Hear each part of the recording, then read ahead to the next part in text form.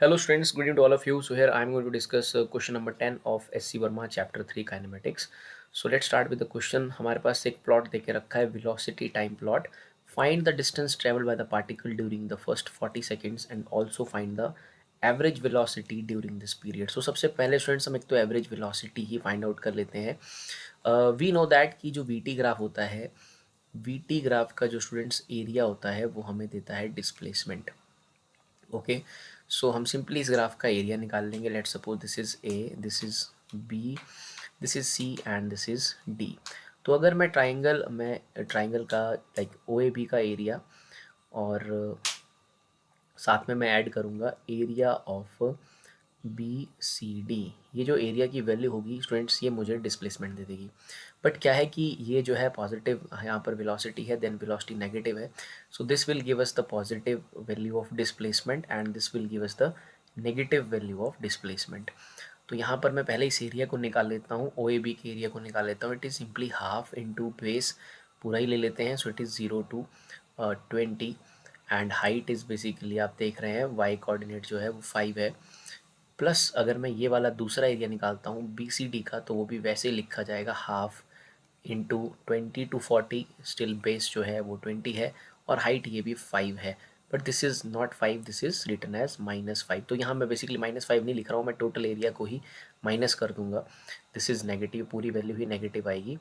तो यहाँ से हमारे पास स्टूडेंट्स आ जाएगा 2 टेंजा, सो इट इज़ 50 और it is -50. Okay, so this corresponds to the positive displacement, this corresponds to the negative displacement because velocity is negative in this BCD region.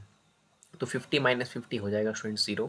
तो यहाँ से हमारी जो डिस्प्लेसमेंट की वैल्यू है वो आ रही है 0. ओके, तो displacement is 0, then we can say that average velocity जो है वो भी अपने पास 0 आ जाएगा. So average velocity is equal to 0. Average velocity is simply displacement upon time. So displacement 0 है तो वेलोसिटी 0 हो गया. बाकी फर्स्ट पार्ट में पूछा था distance travelled by the particle in the first 40 seconds. तो डिस्टेंस भी हम सिंपली एरिया से ही फाइंड आउट कर सकते हैं, बट जब हम डिस्टेंस कैलकुलेट करेंगे, distance is a scalar quantity, तो हमें लाइक पॉजिटिव नेगेटिव नहीं कंसीडर करना है. वी सिंपली राइट एरिया एक 50 था और दूसरा एरिया का जो मैग्नीट्यूड है वो भी 50 था. तो डिस्टेंस का जो आंसर आ जाएगा that is 50 + 50 means 100 meter. So 100 meter is the distance covered by the particle during the first 40 seconds and displacement is 0 and hence average velocity during this period is also 0. So students आगे चलते हैं question number 11 of this chapter. देखिए इस क्वेश्चन में क्या है, in the following figure shows X T graph दे के रखा है, पोजीशन टाइम ग्राफ एक पार्टिकल का. Find the time T such that average velocity of the particle during the period 0 to t is 0. So we have to find कि like वो time find out करना है जिस टाइम पर जो average velocity है वो 0 हो गया है. देखिए क्या है, ये है पोजीशन टाइम ग्राफ और एक्स टी जो ग्राफ होता है उसका एक तो स्लोप हमें वेलोसिटी देता है. साथ में स्टूडेंट्स क्या है कि एवरेज वेलोसिटी 0 तब होता है जब आपका डिस्प्लेसमेंट सीधे सीधे 0 हो जाएगा. So when displacement is 0 our average velocity is 0.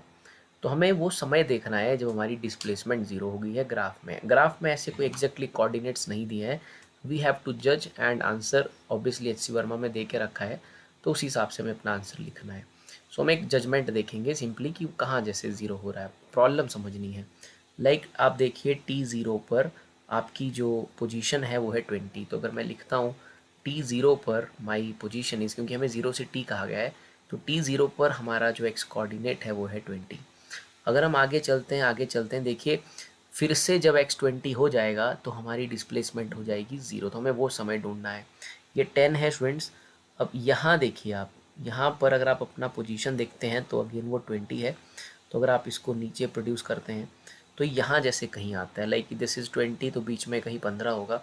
तो ये हमें 12 या 13 के आसपास लग रहा है. कोई स्केल तो बना नहीं है यहाँ पर. तो जो आंसर रिपोर्टेड है वो 12 है. तो हम इस तरह से देखेंगे कि हमारा t0 पर पोजीशन था 20 और हमारा पोजीशन फिर से 20 हुआ है.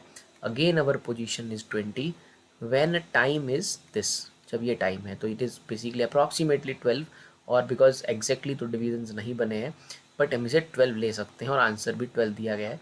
So we just have to understand what is the idea behind the question. So t0 पर our displacement is 20, again our displacement comes 20 but वो जो टाइम है वो है अप्रॉक्सीमेटली 12। तो क्वेश्चन पूछा गया था find the time T, so that time is when average velocity becomes zero, it is T is equal to 12 second. So T is equal to 12 seconds इस क्वेश्चन का आंसर है। तो ये वो समय है जब आपका एवरेज वेलोसिटी ज़ीरो हुआ है, बिकॉज इस टाइम पर आपकी डिस्प्लेसमेंट ज़ीरो हो गई है, आप वापस उसी पोजीशन पर आ गए हैं। Thank you very much.